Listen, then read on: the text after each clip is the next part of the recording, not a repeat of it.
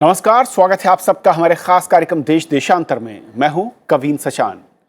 बालाकोट में आतंकी शिविरों पर भारत की कार्रवाई से बौखलाया पाकिस्तान ने भारत के खिलाफ 27 फरवरी को F-16 लड़ाकू जेट का इस्तेमाल किया था। इसे लेकर अब पाकिस्तान मुश्किल में घिरता दिख रहा है।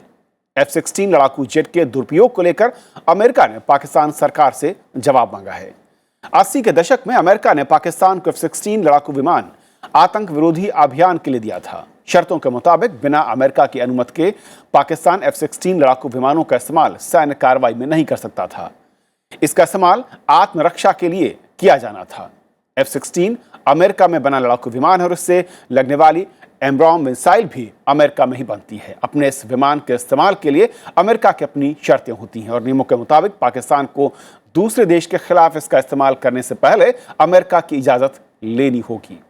समझेंगे कि आखिर भारत और पाकिस्तान के बीच जिस वक्त तनाव की स्थिति थी और उसमें F-16 के इस्तेमाल से पाकिस्तान क्यों मुंह चुराता दिखा, क्यों वो ये मानने से इनकार करता रहा कि F-16 का इस्तेमाल किया गया है, और जब भारत ने सबूत सौंपे हैं और अमेरिका ने अब जवाब तलब किया है तो इसके मायने क्या है और इसका असर क्या होगा पाकिस्तान पर। हमारे साथ तीन बेहद खास मेहमान हैं जिनका मैं परिचय कराता हूं। हमारे साथ मेजर जनरल रवि अरोड़ा साहब हैं, बहुत बहुत स्वागत है आपका।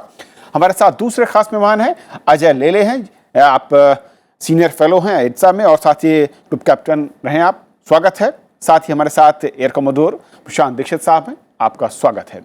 आप तीनों मेहमानों में शुरुआत में करना चाहूंगा रवि सर आपसे।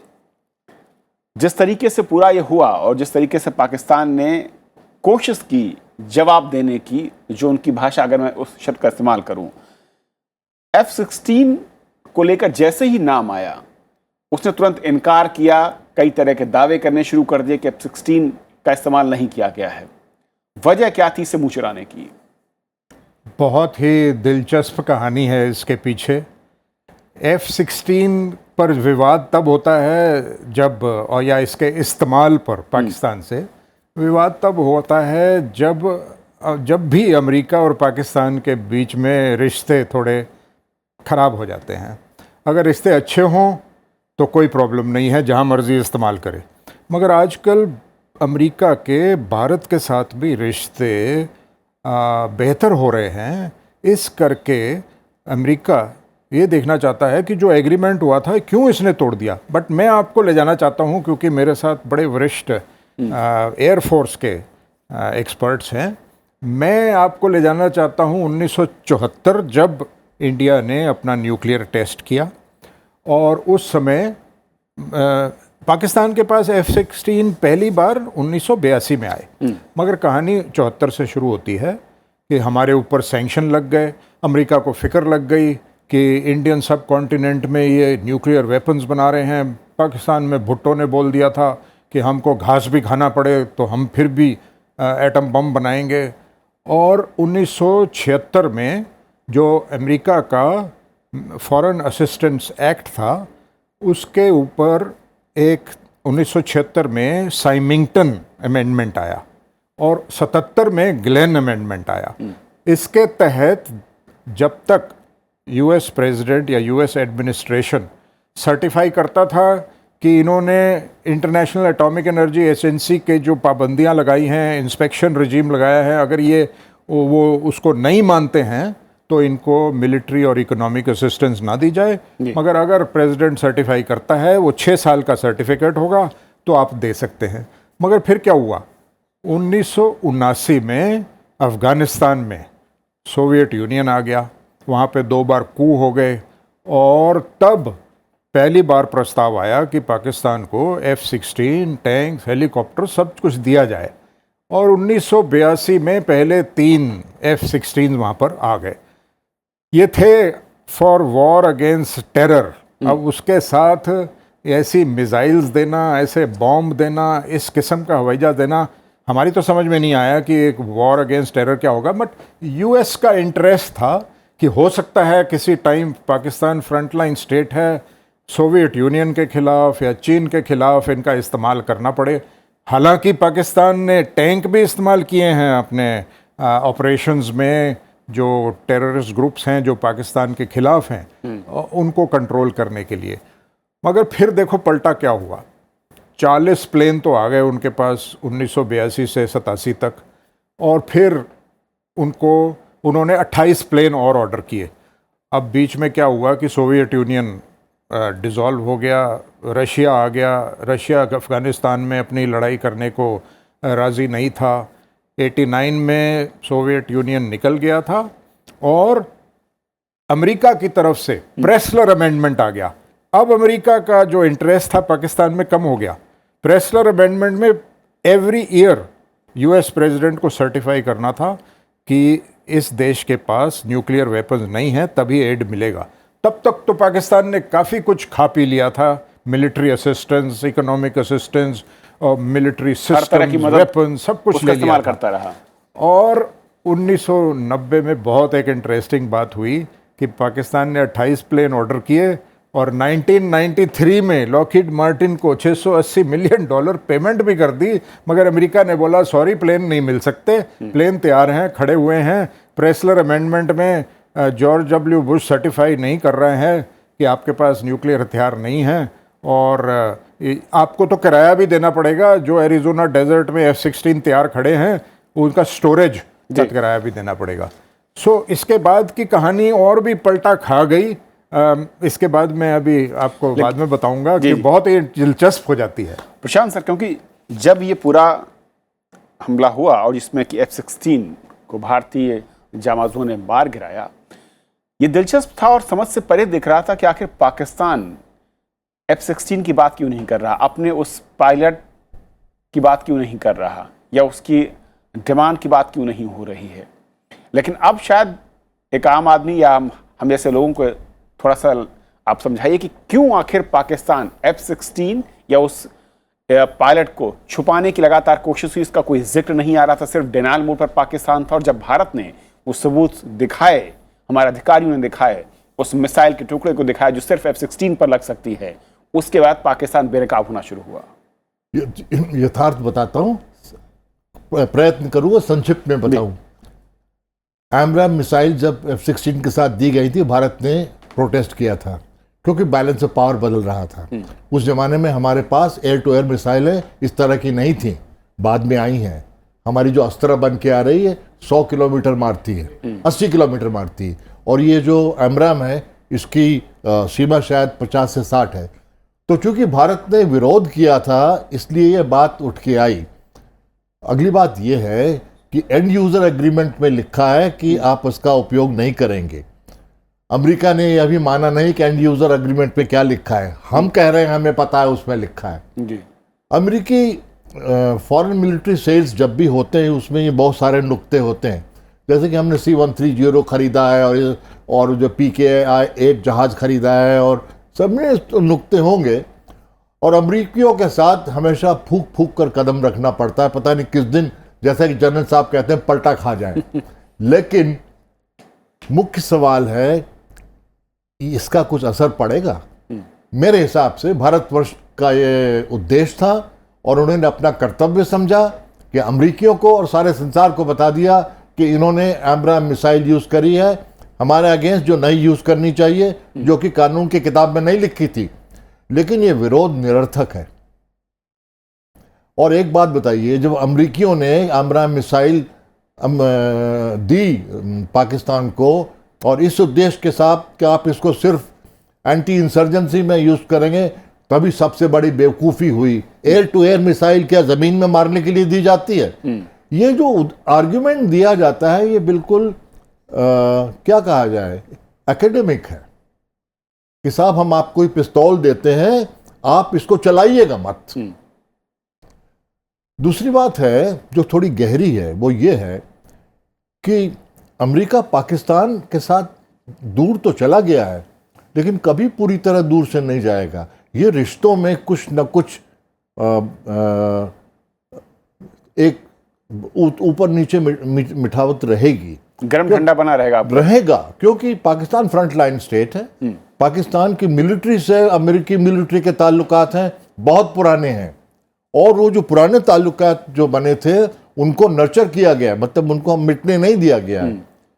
पाकिस्तान की सबसे बड़ी मुश्किल रही थी उनके जो पाकिस्तान की आर्मी के साथ जो कि वो आतंकवादी संगठन को कर रही थी वो अमेरिकियों को पसंद नहीं था, क्योंकि उनके देश में नुकसान हो रहा था। ओसामा बिन लादेन उसी से पल के आए थे। और आपको याद होगा बाद में बात उभर के आई कि ओसामा बिन लादेन का जो सीक्रेट था वो पाकिस्तानियों ने अमेरिकियों को बताया था, क्योंकि गले का फंदा बन गया था वो।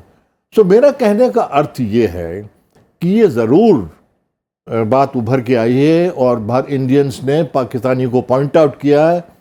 पाकिस्तानी शायद इस बात को रफा दफा कर दें, बहुत सारी चीज़ें रफा दफा हो जाती है लड़ाई के बीच, लेकिन ये जो विवाद है ये निरर्थक है। और शायद इस वक्त इसलिए और भी उठ रहा है क्योंकि हमारे MiG-21 बाइसन ने एक F-16 को मार गिराया, खबर आई है।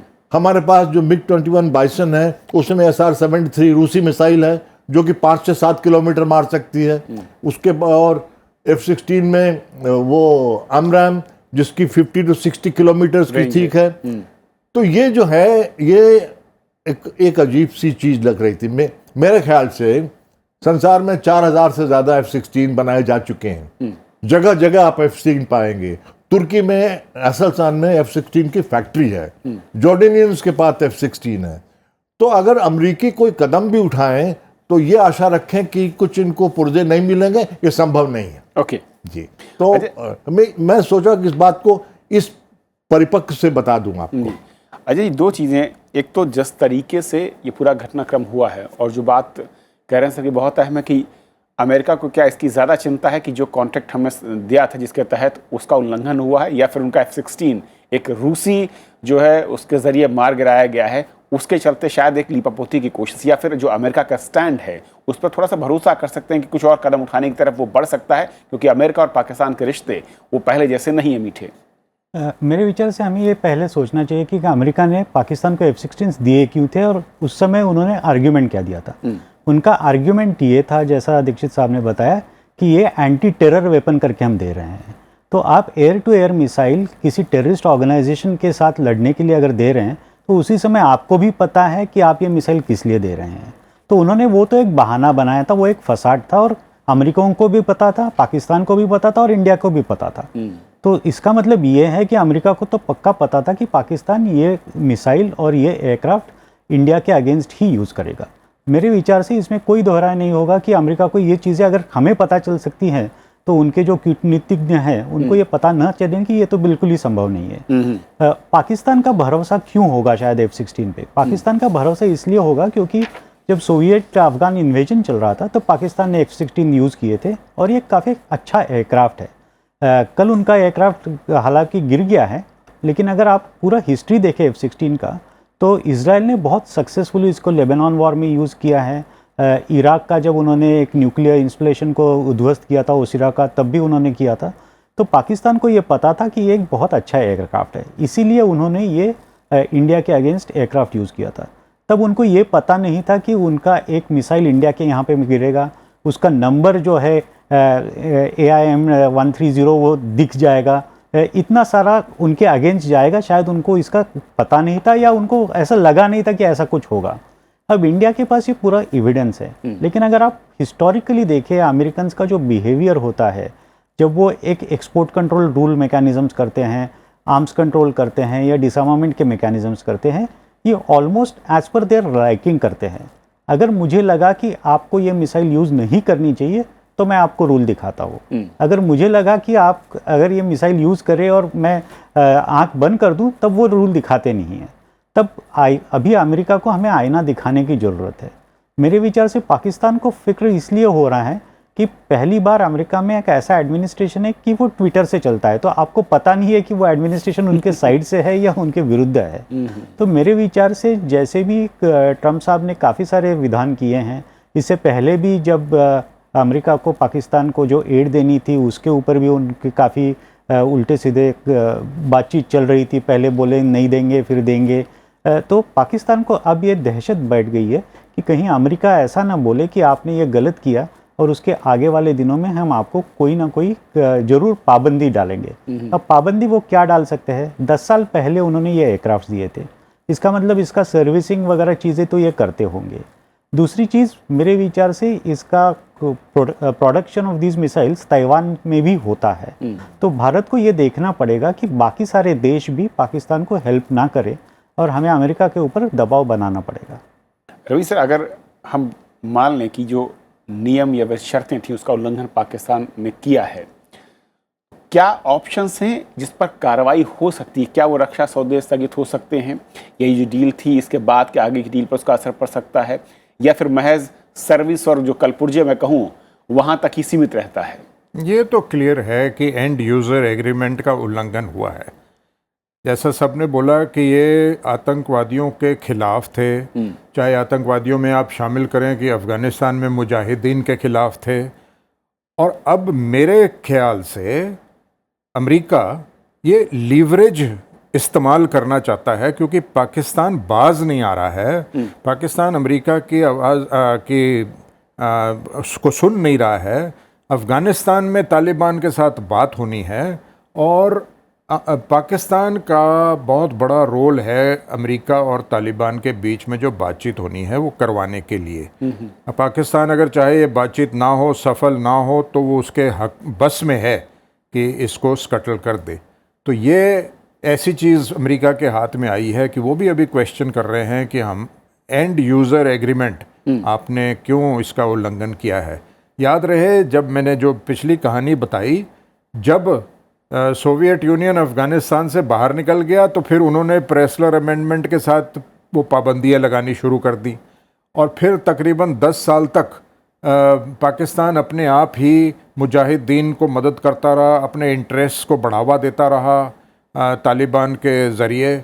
और जब नौबत आई वर्ल्ड ट्रेड सेंटर की बॉम्बिंग के बाद 2001 में, जब अमेरिकी आ गए अफ़गानिस्तान में, तब पाकिस्तान की अहमियत फिर बढ़ गई। फिर बातचीत शुरू हो गई 2005 में, 2006 में फिर F-16 उनको सप्लाई किए, नए वाले मॉडल F-16C और D, और टर्की से अपग्रेड भी करवा दिए, 2-4 अमेरिका में भी अपग्रेड कर दिए। मगर अब जो है स्थिति बदल गई है। अब उसको सवाल कर रहे हैं कि क्यों आपने उल्लंघन। अब देखो, हमने भी अमेरिका से हवाई जहाज़ खरीदे हैं, दूसरा इक्विपमेंट खरीदा है, हमारे साथ ऐसी कोई पाबंदी नहीं है, क्योंकि भारत ने ये इंसिस्ट किया है कि नहीं, हम साइन नहीं करेंगे, एंड यूज़र एग्रीमेंट साइन नहीं करेंगे। बट अभी भी कुछ लीवरेज है, अमेरिका अभी भी स्पेयर पार्ट्स की सप्लाई बंद कर सकता है।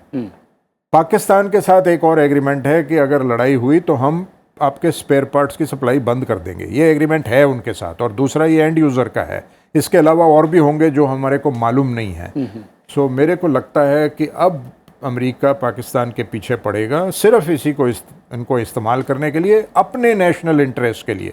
ये तो जो भारत ने प्रोटेस्ट किया है और अमेरिका को एविडेंस दिया है, वो तो सिर्फ उसका इस्तेमाल करेगा उसका अपने मतलब के लिए। प्रशांत सर, क्या सिर्फ महज इस्तेमाल तक सीमित अमेरिका एक मौके की तलाश थी, या फिर कहा जाए कि इसके ज़रिए एक जो गेस्चरिंग है वो कोशिश करेगा और भारत से जो उसके संबंधों को है वो थोड़ा मजबूती देने का भी एक प्रयास हो सकता है? हो सकता है, लिवरेजिंग हो सकती है, जैसा जनरल साहब ने कहा, और इस मुद्दे को उठा के कोई दूसरे मुद्दे को जोड़ा जा सकता है।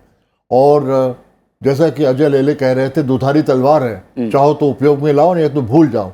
लेकिन एक बात बताऊं, पाकिस्तान को इससे कोई बड़ा नुकसान होगा सामरिक रूप से मुझे दिखाई नहीं देता।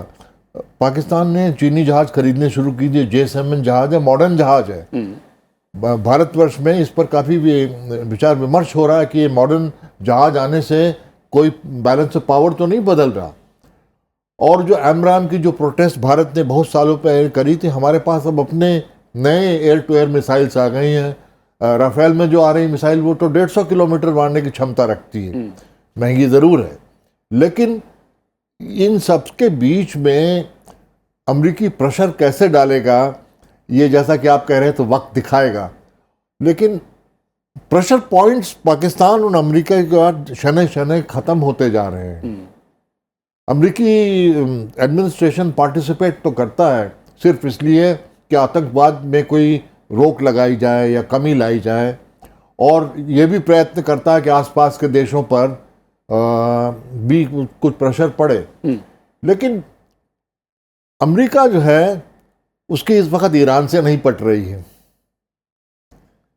अब पाकिस्तान के ईरान के रिश्तों में भी खटास आ रही है, जानते हैं उनके बॉर्डर में स्कर्मिश हो रही है, तो शायद अमेरिका पैंतरा बदले। काफी चतुर लोग हैं वहां पैंतरा बदलने में, और जैसा कि जनरल साहब कह रहे थे, लिवरेजिंग का उपयोग किया जाए।